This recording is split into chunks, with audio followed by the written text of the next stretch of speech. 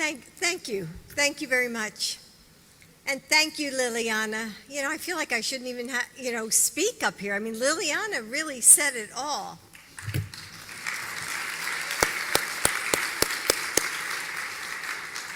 Liliana, no one should have to fight so hard just to get the treatments that they need.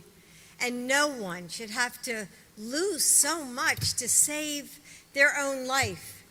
We've made incredible progress to get people care, but your work ensures women don't have to face this alone. So thank you again, Liliana.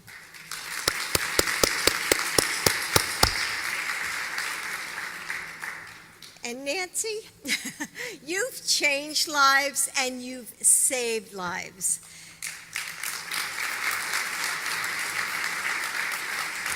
And I'm so grateful for your partnership and friendship. And it's so wonderful to learn more about the Promise Fund of Florida program.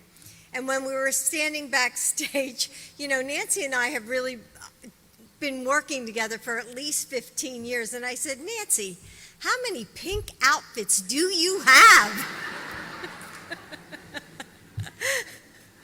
And Deputy Secretary Palm, thank you for your leadership at HHS. And Representative Frankel and all the elected officials with us today. We're so glad to have you here.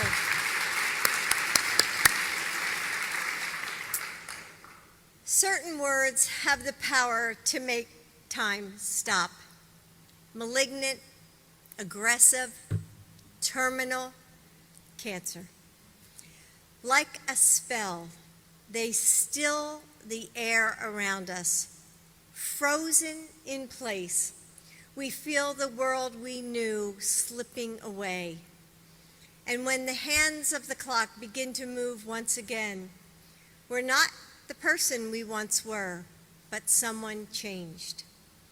A mother, imagining all the things she might not be there to teach her daughters. A husband, wondering how he will juggle chemotherapy appointments with work and childcare. A son trying to be strong for the parents who would outlive him. Cancer changes everyone it touches, and in some ways it touches us all. Like Nancy, I was drawn to this work because I lost someone to breast cancer almost 30 years ago, a dear friend named Winnie. And in the decades since, I've met countless families who have faced this loss. Before they say a word, I know exactly what they've been through. The ache of sitting bedside and watching someone you love just seem to fade away. The shattering devastation of having your prayers go unanswered. Or I see those who have walked through the fire and come out on the other side. It's subtle. The way they carry their shoulders, the lift of a chin. But it's there, the hard-won strength of a survivor. They don't come from one state or area. The disease doesn't care who you voted for. It's not a red or a blue issue. It's an American issue. It's a global issue. And it will take all of us to end cancer as we know it. We have to be able to bring to the table the brightest minds and the fiercest hearts to learn and collaborate and discover together. That's why Joe and I reignited the Cancer Moonshot, and why it's a key pillar of his unity agenda. We have an ambitious goal to reduce the death rate from cancer by at least half over the next 25 years. We're making sure that all Americans, no matter their background, have equal access to cancer diagnostics, therapeutics, and clinical trials. We've created a cancer cabinet to bring our entire government together around this cause. And we're investing in the newest treatments and therapies. While those who are touched by cancer come from all walks of life, they often share a similar story. Survivors tell me that they wish they had found their diagnosis sooner. Families say how difficult it can be to understand treatment plans or advocate for their loved ones. And those are the issues where I'm focusing my efforts.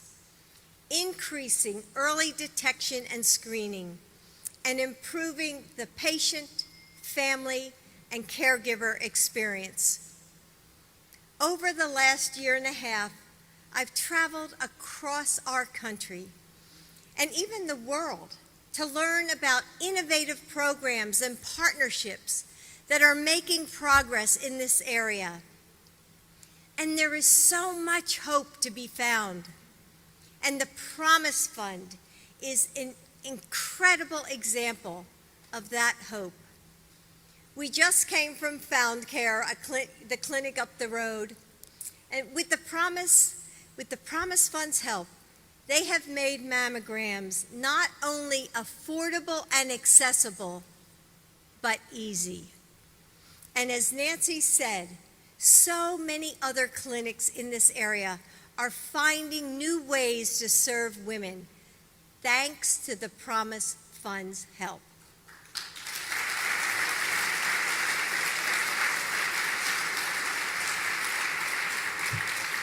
You know, Nancy, you've been a pioneer in this field for decades. But one of the things I admire most about you is how you listen to women and you adapt your strategy. You saw a need here where women weren't able to get care because they struggled to find child care or transportation. And you found a way to meet that need. So thank you once again for your leadership. And thank you to all of the patient navigators who do that critical work. And I know that I just met many of you. Because of all of you, patients and their families know that they don't have to do this alone. Yes, cancer has the power to change us, but it connects us as well. It forces us to reach out for answers, for help, for healing. It tears away the things that divide us, reminding us that we need to fight this disease, not each other.